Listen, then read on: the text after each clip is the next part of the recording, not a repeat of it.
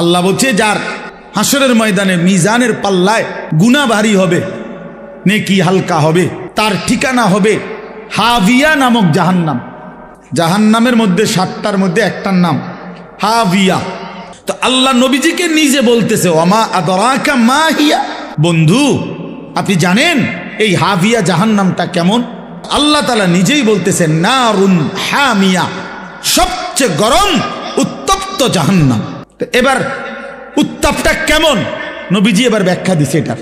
নবী সাল্লাল্লাহু আলাইহি সাল্লাম বলেন, উম্মত তোমাদের দুনিয়ার আগুন জাহান্নামের আগুনের আল্লাহর কসম বাবা 70 ভাগের 1 ভাগ, এর চাইতে আরো 69 গুণ বেশি গরম জাহান্নামের আগুন। সাহাবীরা চিৎকার দিয়া বলছে, হে আল্লাহর নবী, আহা কি বললেন?